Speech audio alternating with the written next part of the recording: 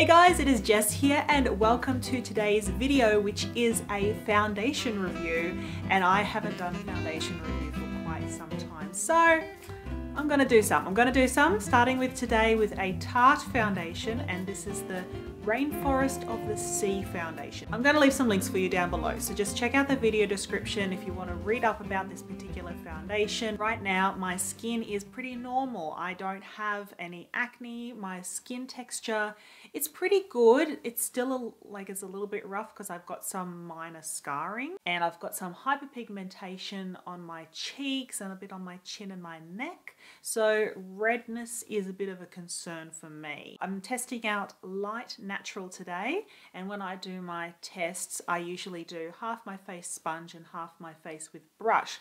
Although with this particular foundation they have said they prefer you to use their brush, but when I had a look at the brush, it's basically just a flat top buffing brush. So I've got one of them. Of course I'm not wearing any primer because for me personally, like you do you boo, but I just do not get any kind of benefit out of it. It just doesn't do anything for me. So I have a damp Real Technique sponge here. P.S. this costs $60 Australian. That's a lot of money for me anyway. I'm kind of a budget beauty, and hence why I didn't just go out and buy a $60 bottle of foundation. I want to do some tests before I kind of invest. Do you know what I mean? I think that it really does just have a medium coverage. It's not a full coverage, at least with the sponge. Doesn't feel cakey, doesn't feel heavy, feels pretty good. There's some good flexibility there because I often have foundation settle into fine lines and creases around here, but it looks pretty alright. Alright, so that versus that. Not too shabby. Testing out the brush, which is their preferred method.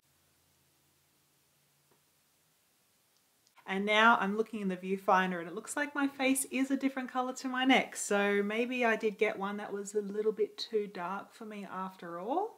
It's not a huge problem. I mean, I'm going to put powder on anyway. I always put powder on. I always use the Australis Fresh and Flawless Pressed Powder. In terms of application, I think that they're both fairly similar, but even though Tarte recommend that you use a brush to apply this, I actually feel like the sponge is a little bit better. I just looking at the texture of my skin and like my pores, like I feel I can see my pores on this side, but I can't actually see them on this side. I can still see a bit of redness and dots from my hyperpigmentation, and like I've got this darker spot here which is still coming through. I can still see a few little bits and pieces coming through the foundation, so it's not full coverage. It's not going to knock everything out like that. Even though it looks a little bit different between face and neck, it's still blended pretty well down my neck. The visual effect, like what this looks like, I don't know if it's picking it up on camera, but there is a little bit of a sheen, especially when I just move my face side to side, like it's picking it up on the high points, but it's not like my whole face is shiny and slick, like it's got like this wet look to it or something. A bit bizarre. That sounds really terrible actually. But do you know what I mean? Like some foundations, when they say that they're luminous foundations or that they're super hydrating, and they just make your whole face just look wet. And especially since this is 20% water, I thought that I would get like that really, like this shiny, shiny, shiny look. Okay, so it is currently 12:40, which is quite late in the day. I'm very terrible with my time management apparently. I'm going to do the rest of my face with my powder and my everything, and I'll just check back throughout the day and see how we go. It is now the afternoon and I'm about to lose sunlight because it is winter here in Australia, so we lose sunlight very, very early. Anyway, I just wanted to show you what my skin currently looks like at about 4 o'clock in the afternoon. So I don't know if you can see, but there might be a little bit of a shine there. Not huge. I'll take my goggles off and you can see underneath my eyes as well. if there's any creasing there. I don't really wear concealer, so it's just basically the foundation and powder. And then I wear powder products on my cheeks as well. We are very much at the end of the night. Let me just check what the time is. It's past 11 p.m. Oh my God, that means I have been wearing this on my face for over 10 hours. Whoops, wrong way. Oop.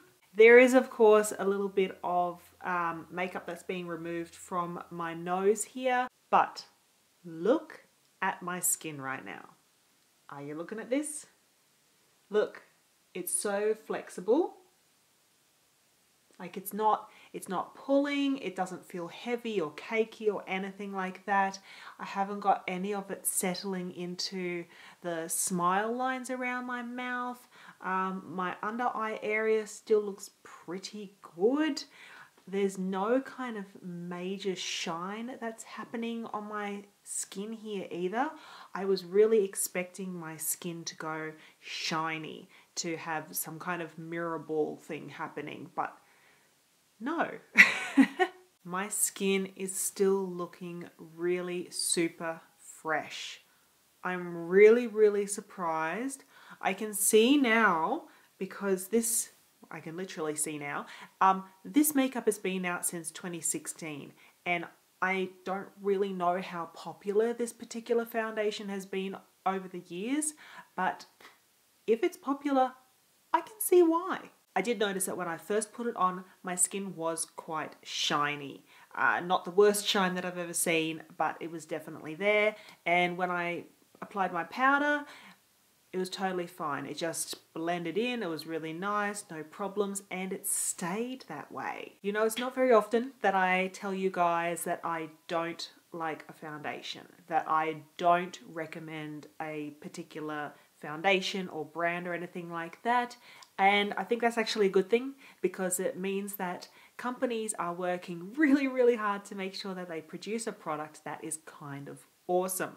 So then it becomes a matter of, okay, which one is better than the best one? Like where do things then sit in this ranking, right? This one here I think is ranking pretty goddamn high. I'm really impressed with it. I feel like my skin still feels really fresh and clean and great. It doesn't feel cakey, it's not pulling, it's flexible, it's feeling really good on my skin, and the effect is awesome. I can't see a major difference between the brush or the sponge side of things, so I feel like whatever happened in the beginning has kind of settled down, and maybe by applying powder it's also helped that kind of final effect on my skin, and everything's just worked its magic, and it's just looking pretty good right now. I would be really interested to hear from you guys if you have tried this particular foundation in maybe a different climate, because right now it's also winter, hence why I'm wearing a jumper, and so that can really affect the skin and foundations as well. Maybe you've got a different skin type and you've had a different effect from this particular foundation. That's the kind of stuff that I would really like to hear from you guys, because I can only share my experience and what I feel this foundation is like. Tell me what you guys think down in the comments below. Tell me what you think down in the comments below.